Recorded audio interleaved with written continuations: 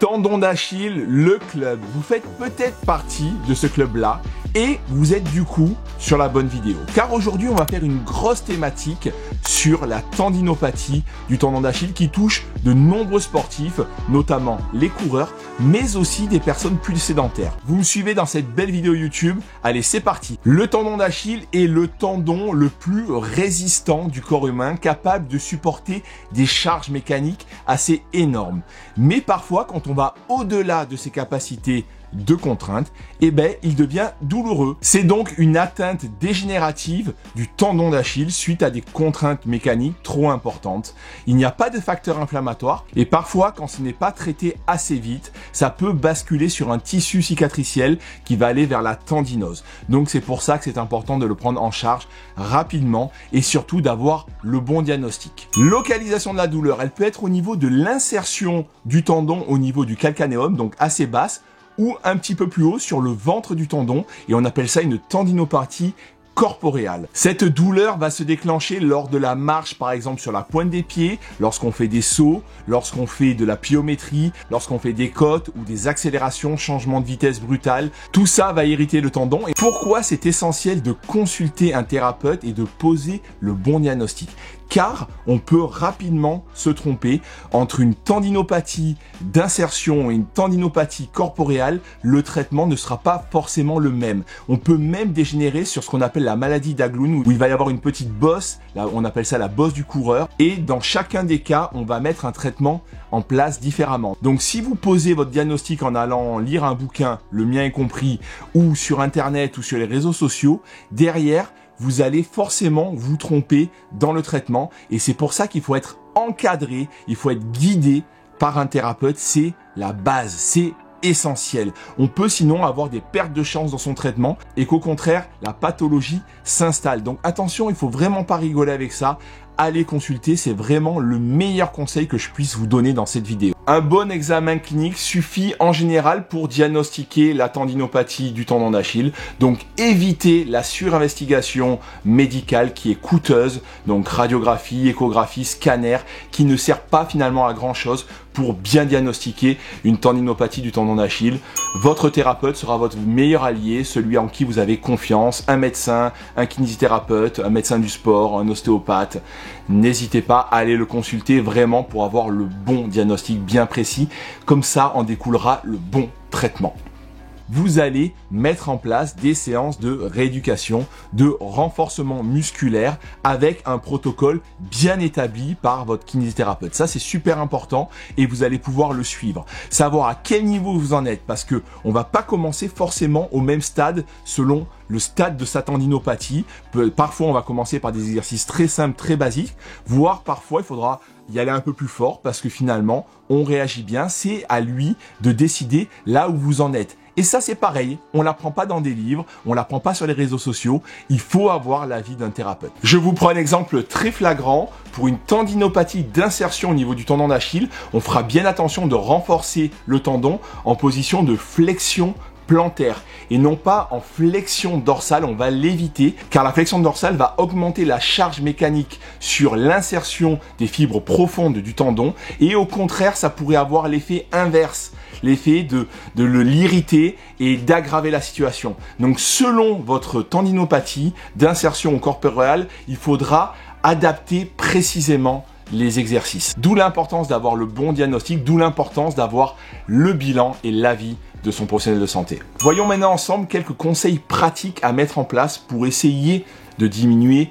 les contraintes sur ce tendon d'Achille et améliorer sa symptomatologie. En général, cette douleur, cette tendinopathie est apparue suite à un stress mécanique trop important sur ce tendon d'Achille. Ce serait bien de commencer par l'identifier, voir qu'est-ce que vous avez fait qui a mis beaucoup de contraintes sur ce tendon d'Achille et diminuer tous ces stresseurs qui sont trop importants. Ça peut être des sauts, de la pliométrie, vous avez fait du trail et vous avez couru dans la montagne avec beaucoup de montées, vous avez mis beaucoup trop d'intensité, beaucoup trop de volume, il y a quelque chose qui s'est passé et qui a stressé ce tendon, vous avez mis trop de charge, voilà. Donc tout ça, on va essayer doucement de le diminuer et que ça ne vienne plus irriter votre tendon d'Achille. Ensuite, on va éviter la glace et les anti-inflammatoires. On sait que ça n'a pas de pertinence. Également, si vous êtes coureur, vous allez pouvoir plus protéger votre tendon d'Achille en augmentant le drop de votre chaussure et aussi l'amorti. Ça mettra moins de contraintes sur votre tendon d'Achille, donc ce sera intéressant. Vous allez pouvoir pratiquer une activité de transfert qui va permettre de maintenir, voire d'augmenter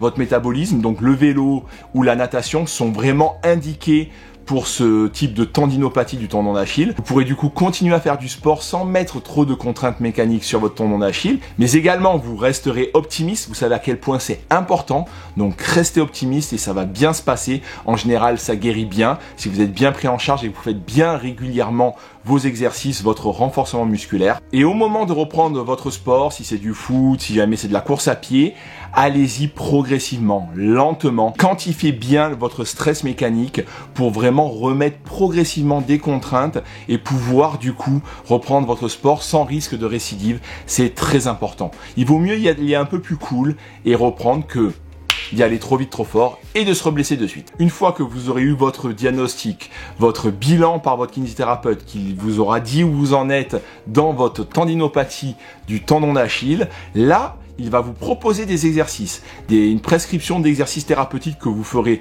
aussi bien au cabinet, sûrement une fois par semaine, et en plus à la maison. Ça, c'est très bien, car il faudra que vous soyez vraiment autonome à la maison pour bien bosser tous les jours vos exercices. Et c'est là-dessus que je vais vous indiquer quelques exercices que vous pourrez faire. Donc, exercice numéro 1, le meilleur antalgique quand on est vraiment mal, que c'est le début de cette tendinopathie, qu'on est vraiment en aigu, c'est le travail isométrique. Isométrique qui va permettre vraiment de calmer les douleurs. Vous allez le prendre un peu comme un antidouleur et le faire plusieurs fois par jour. Vous allez tenir pendant 45 secondes avec le genou légèrement fléchi et vous allez monter sur la pointe du pied. Si vous avez une tendinopathie au niveau du tendon d'Achille droit, vous vous tenez avec une petite chaise devant et comme ça, vous tenez en flexion plantaire pendant 45 secondes, le genou légèrement fléchi et vous attendez. Vous êtes en contraction isométrique et vous allez le faire 5 fois. 5 fois et moi je vous invite à le faire entre 4 et 5 fois par jour. C'est un bon début. Et vous pouvez même faire évoluer cet exercice quand il ne sera plus du tout douloureux avec une petite charge, une petite kettlebell dans la main, quelques kilos, ça peut être 2 kilos, 4 kilos, 6 kilos et faire comme ça de jour en jour ou de semaine en semaine évoluer la charge sur ce tendon. Ce sera très intéressant. Les 3 premiers exercices sont en progression. On les commence quand on a très mal au début, que c'est le début. On va utiliser l'exercice numéro 1. Puis ensuite, quand il n'est plus douloureux, on passera à l'exercice numéro 2. Et ainsi de suite pour aller vers le fonctionnel quand vraiment ça va mieux, qu'on est presque en fin de rééducation. Donc c'est important de les faire crescendo et pas de les faire dans le mauvais ordre. C'est pour ça que votre thérapeute sera là pour vous guider là-dessus. Cet exercice, vous pouvez accepter un petit peu de douleur, donc n'hésitez pas d'aller jusqu'à 4 sur 10 sur l'échelle de la douleur en EVA. Une fois que cet exercice n'est plus douloureux, vous pouvez passer à l'exercice numéro 2 qui va être un travail excentrique. Là, on va travailler avec le protocole d'Alfredson, qui est un protocole intéressant car il va permettre d'évoluer sur plusieurs semaines. Je vous mets le protocole dans la description de la vidéo. Vous allez faire 3 séries de 15 répétitions et ça 2 fois par jour. Pour cela, avec la chaise devant vous, vous allez monter avec les 2 pieds en flexion plantaire et redescendre en excentrique en retenant doucement le mouvement que du côté qui vous fait mal. Donc par exemple ici sur cet exercice, sur le tendon d'Achille à droite. Et comme ça, on va le faire 15 fois, faire une petite pause et repartir encore sur 2 séries de 15 répétitions. Au début, on le fait sans charge, puis une fois qu'il n'y a plus du tout de douleur, on va pouvoir charger 5 kg par 5 kg. Donc 2 solutions, où vous avez une kettlebell qui vous permet de mettre un peu de charge, ou sinon, il y a l'astuce du sac à dos. Vous mettez des bouquins, par exemple le bouquin de Monsieur Clavicule, là j'en ai mis plusieurs, pour arriver jusqu'à 5 kg. Vous chargez votre sac à dos de bouquins et vous le mettez et vous faites vos exercices comme ça. Et ainsi de suite, quand vous avez plus de douleur, vous rajoutez encore 5 kg pour passer à 10 kg. Comme ça, vous augmentez de semaine en semaine et vous allez faire ce protocole qui est très efficace, qui est validé scientifiquement. Donc vraiment, allez-y. Pour la tendinopathie du tendon d'Achille, c'est vraiment un super exercice. On peut aussi le faire sur une marche, mais attention, dans le cadre de tendinopathie corporeale. Ne vous trompez pas, pour la tendinopathie au niveau de l'insertion, comme je vous ai dit tout à l'heure, il faut le faire à plat pour ne pas mettre le pied en flexion dorsale et qu'il n'y ait pas de force de compression qui soit trop importante au niveau de l'insertion du tendon. C'est super important. Ensuite, troisième exercice, on va passer sur des exercices fonctionnels avec des petits sauts. On saute comme ça sur deux pieds, tranquillement sur deux pieds. Une fois qu'on est bien, on peut passer tranquillement sur un pied.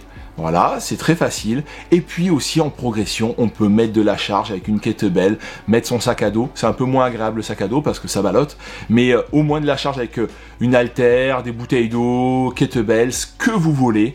Vous mettez de la charge et là, vous pouvez même le faire en vous déplaçant en latéral. Bref, soyez un peu inventif. On est proche du mouvement sportif, on est sur des petits sauts, on est sur un travail fonctionnel qui sera intéressant en fin de rééducation. Et vous pouvez le faire comme ça pendant 15 secondes, hop, et vous reposez un petit peu et vous faites comme ça pas mal de séries, n'hésitez pas, plusieurs fois par jour, vous pouvez aller jusqu'à 10, 20 séries, comme ça par série de 15 secondes, ce sera très intéressant pour votre tendon et ça lui remettra vraiment pas mal d'infos, pas mal de charges et voilà, soyez très progressif et ça passera sous la validation de votre kiné, je le répète. Ensuite, quatrième exercice, on peut faire un exercice d'étirement si on a objectivé une raideur par rapport à l'autre côté. Si le côté douloureux est plus raide que le côté sain, dans ces cas-là, ça peut valoir le coup de l'étirer. Si jamais il n'y a pas de différence de raideur au bilan que vous aurez fait sur votre kiné, alors ça ne sert à rien.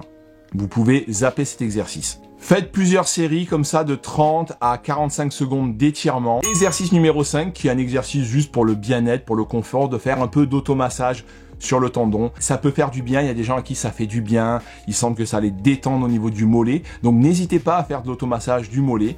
C'est vraiment un traitement secondaire qu'on fera après le traitement principal du renforcement musculaire, voire un peu d'assouplissement s'il y a une raideur qui est constatée. Si vous voulez masser plus particulièrement le tendon d'Achille, vous pouvez y aller aussi avec le mini, le petit rouleau mini. N'hésitez pas, chez Blackroll par exemple, qui ont des rouleaux qui sont très bien. Je vous mets dans la description de la vidéo aussi les liens si vous voulez vous en procurer un, ça coûte pas cher et ça peut détendre. Voilà, c'est une petite aide additionnelle qui n'est pas obligatoire, loin de là, mais si jamais ça vous fait du bien, pourquoi pas en faire un petit peu.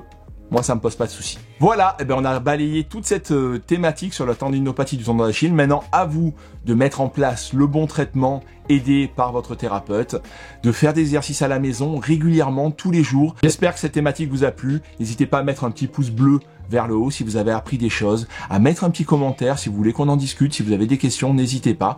Et surtout, à vous abonner à la chaîne YouTube Monsieur Clavicule. Vous savez, c'est le plus important pour soutenir mon travail, pour que je vous propose des vidéos de meilleure qualité plus régulièrement. Il faut m'aider en vous abonnant, en envoyant la vidéo ou la chaîne à des amis qui auraient peut-être des problèmes. N'hésitez pas, c'est d'une grande aide. Merci beaucoup.